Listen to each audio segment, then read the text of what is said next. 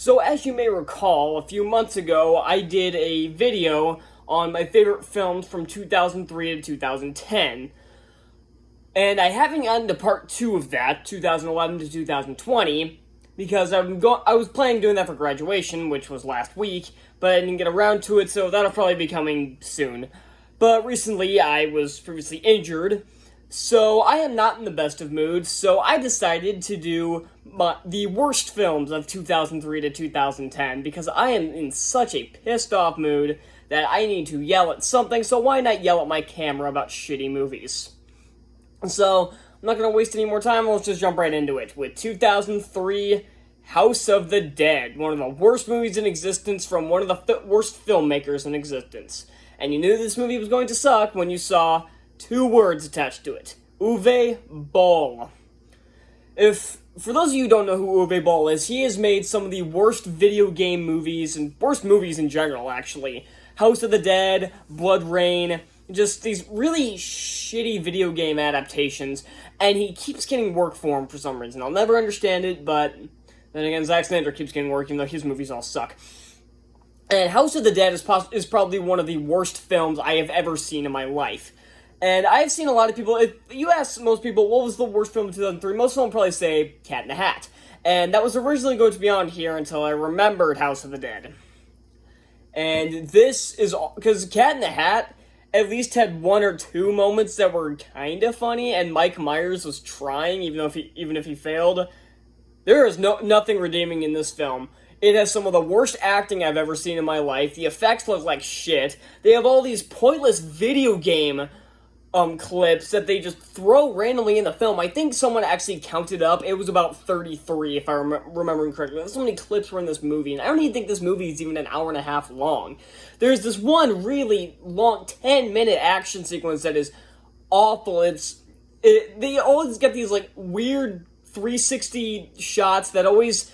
It's always someone standing still in this scene, though, but it's always... Half the time it's someone featuring them holding a different weapon than they had in the prior or following shot. Like, for example, there's this one character who has a shotgun the entire time, and then then it suddenly cuts into the 360 shot, she's suddenly holding a pistol, and then the very next shot she has the shotgun back. What the hell is happening? So the action sequences are abysmal. The zombies are just stupid. They do a lot of weird shit that zombies don't do. Like, I complained about Army of the Dead doing some stuff that zombies aren't supposed to do, like moving fast, having super strength, and giving birth. In this one, they have zombies that can whistle. Zombies that can apparently swim, since they can get onto a boat that's not even docked. Because reasons. Is it just... Oh, man, this movie actually hurt. This almost makes Army of the Dead look like a masterpiece. Well, okay, that's not true, but this still sucks. Never waste your time with this. Is just horrendous to sit through. It's not even funny bad. Alright, so next up, 2004 is Catwoman. Possibly the worst comic book film ever made. Do I think it's the worst? No. Why? Because it is hilarious. In the worst way possible, but it's still hilarious. It's got some hilariously bad acting, hilariously bad effects, just plain awful storytelling, and a terrible villain. Now, I have seen almost every comic book film, at least every superhero film ever made.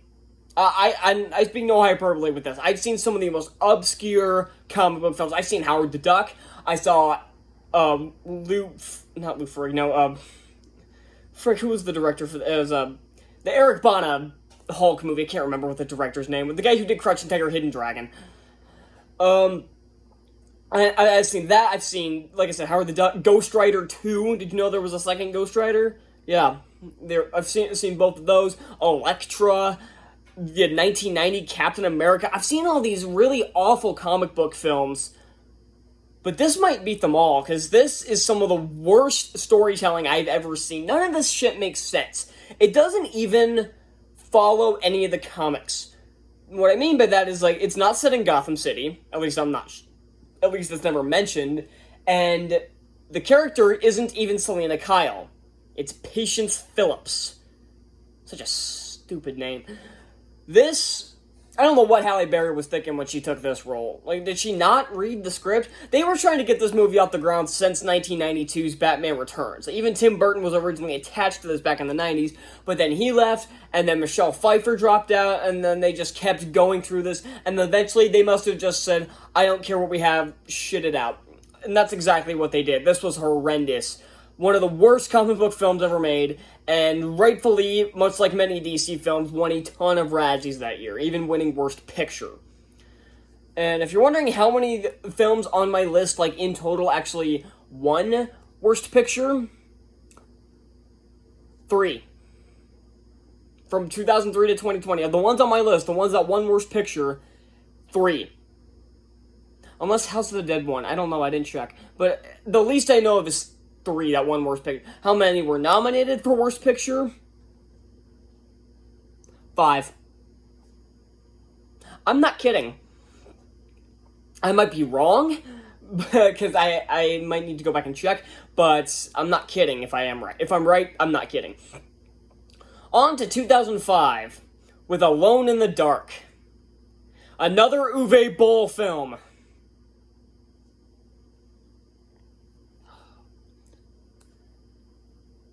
Uwe Boll puts the sin in cinema. So this one hurts. This might one. I'm curious if this one's even worse than House of the Dead. I might need to rewatch it, but this one is based on the 4th game in the Alone in the Dark series, Alone in the Dark: The New Nightmare. What relevance that has to me? Absolutely none. I've never played an Alone in the Dark game. So it really shouldn't come as a surprise that the movie sucks on its own anyway. That didn't make a whole lot of sense, did it? But you get my point. This movie sucks. Once again, it's filled with all these terrible Uwe Boll tropes. Terrible acting, a story that makes no sense. Even on the director's commentary, which is fucking hilarious, by the way, Uwe Boll, half the time, acknowledges he has no idea what's on screen. Like, there's one point where they go into this, like, hive of where the aliens are, and the aliens are called Xenos, because they look exactly like xenomorphs, and they're not even hiding that. They call them Xenos. And he's like, I don't know if it's like the hive, their home or whatever, or hell. I don't know. But Uwe Boll doesn't either. He literally acknowledges, like, it's like where the aliens come from, or hell, I don't know. If you don't know, how do you expect us to know? So, and it's got some of the worst casting ever. You put Tara Reid as a scientist. That's some of the worst casting I've ever seen in my life.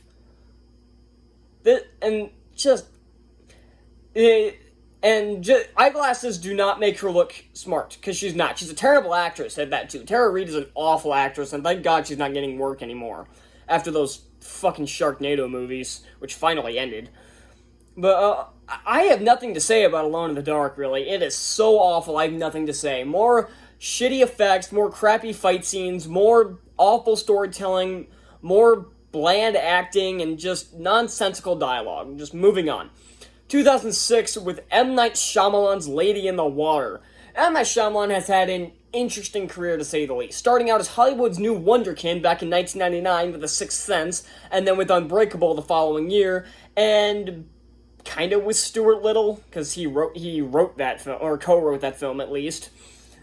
And that was actually a big hit too, and Signs, even though that film was trash too. But then he just kept making shitty film after shitty film, with The Village, Lady in the Water, The Happening, Last Airbender, Devil, After Earth. So, it should come as no surprise that one of his films landed on here, and this is not the only M. Night Shyamalan film to be on here. And if you're wondering what the other one was, it's probably not the one you're thinking. So I know exactly what you're thinking.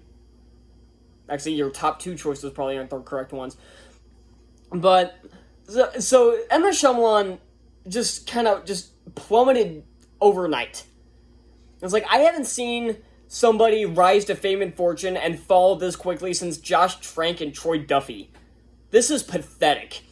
He starts out with these huge hits, and then all of a sudden just within a year. And then he hasn't made a good film since. I didn't see Split. Apparently it was good. I didn't see it. And then Glass was ass.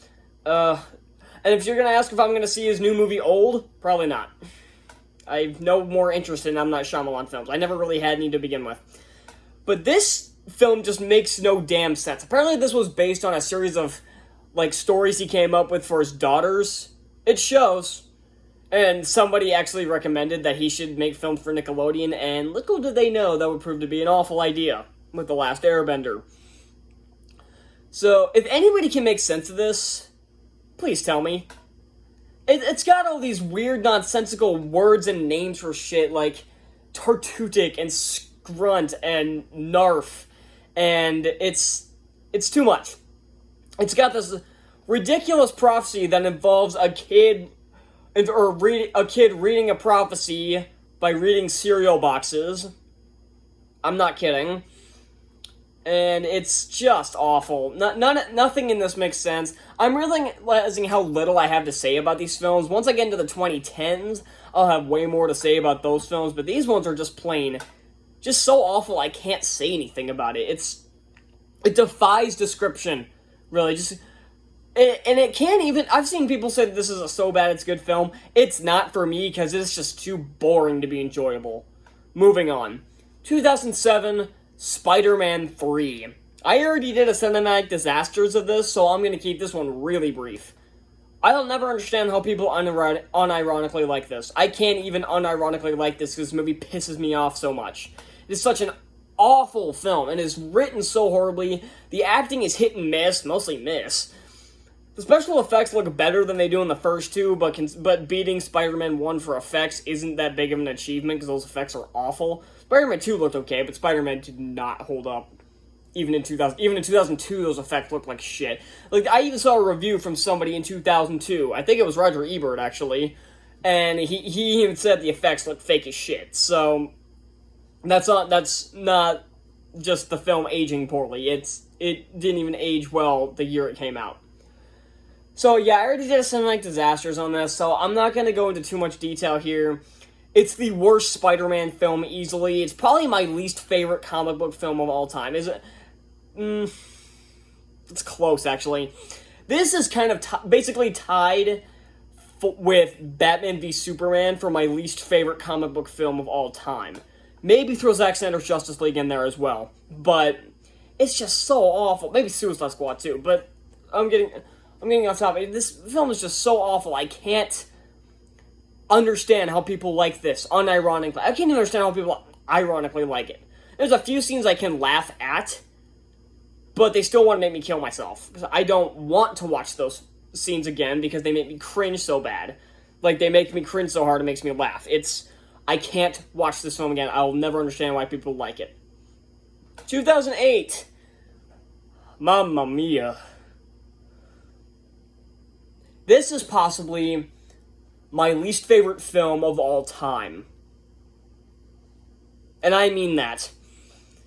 This film feels like it is tailor-made to piss me off and me alone. It is so fucking irritating. Every single character is an annoying piece of shit. The singing is awful by almost everybody. I do think the one song sung by the guy, the fiance, I guess, and his, like, band of idiots, where they do, like, the stupid Mario jump thing on those fucking the scuba flippers. That looks friggin' hilarious to watch, though. That's, like, the only song that sounded good, especially when it comes to Pierce Brosnan. He can't sing for shit. I'm a huge fan of Pierce Brosnan. He's done some great stuff. Like, he was a great James Bond. I liked him in Percy Jackson. But holy crap, this guy cannot sing. Why did you let him sing?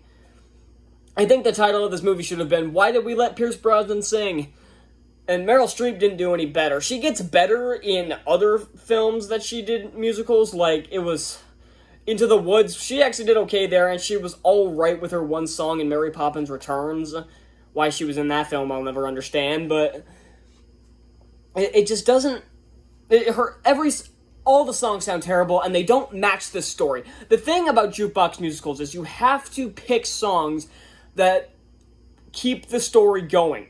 They have to connect to the story or to the characters. Something like Moulin Rouge did this very well. Whether you like the film or not, you can't deny that all the songs actually had story relevance. Nothing in this film does, and there's even a few points where the story takes a complete detour to other characters we barely know.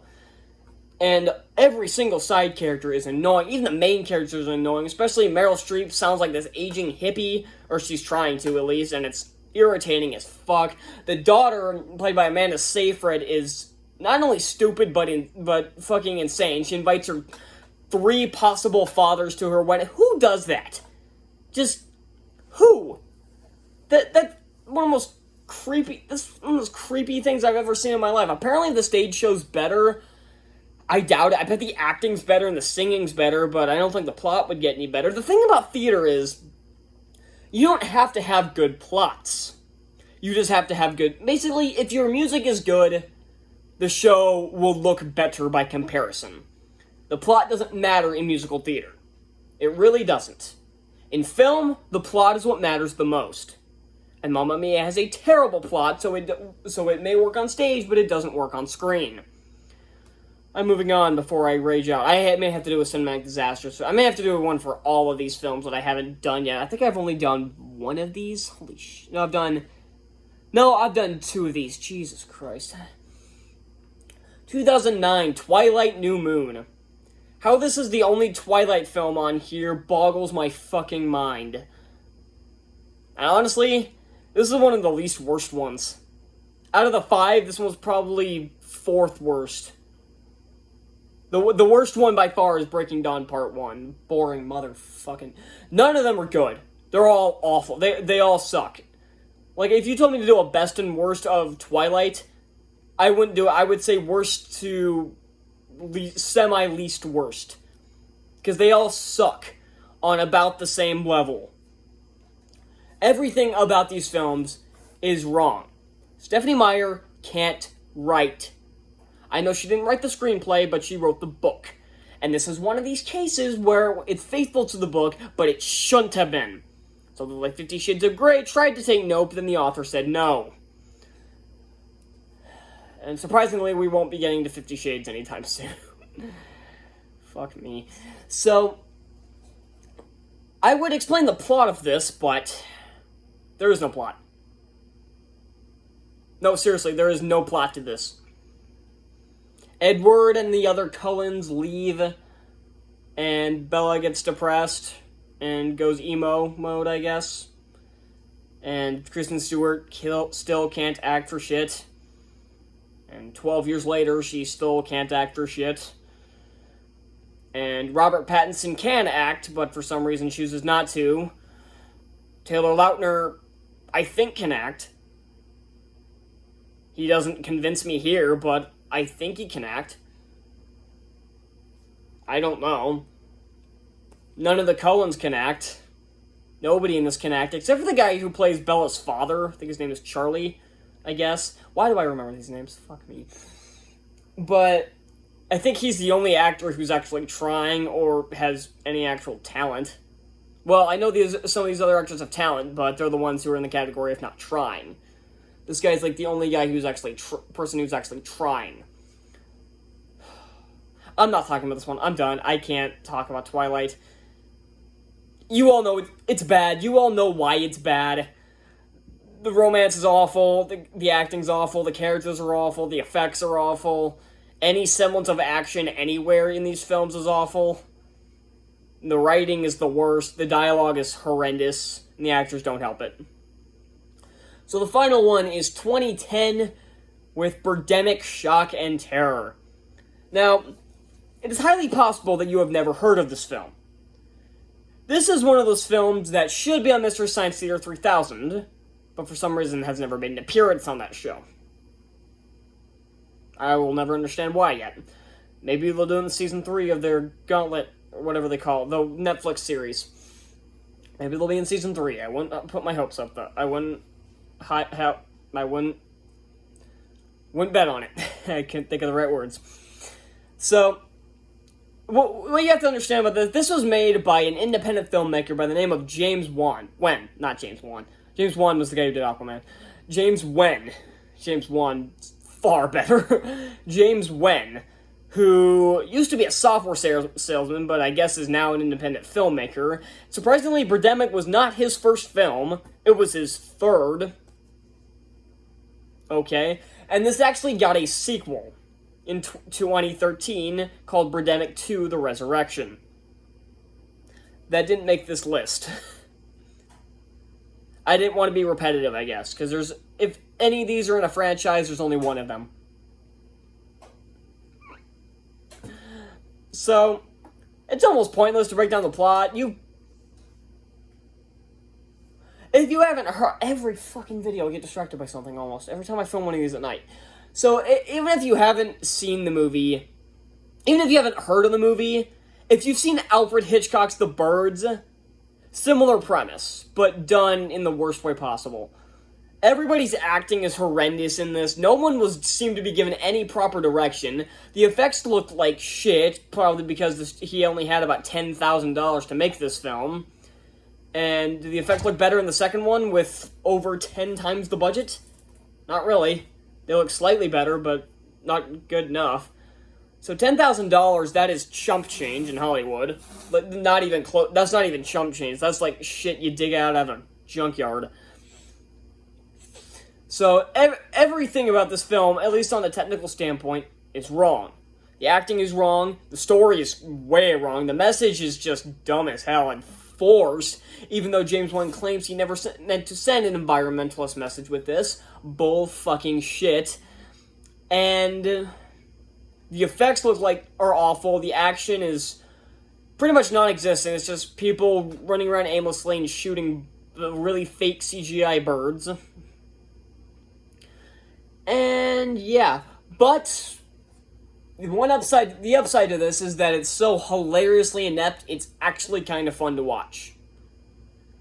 For the most part. The first half is really boring. The second half, when the birds actually show up, they don't show up till halfway through this film, is when it gets intentionally funny. Or unintentionally funny. Fuck me. This movie is never intentionally funny. So, yeah, so this is another example of so bad it's good, but if it's not your thing, I totally understand it. So that covers that covers 2003 to 2010. Share it with me in your comments what you think should have been in certain places. Would you have put Cat in the Hat in 2003? Would you have put the other two Twilight films in the spots there?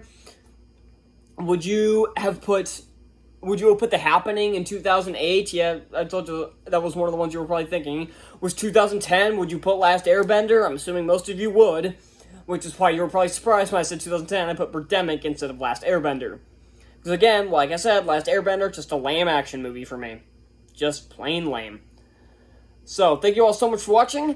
Be sure to hit that like button, subscribe for more reviews like this, and I'll see you all next time. Bye.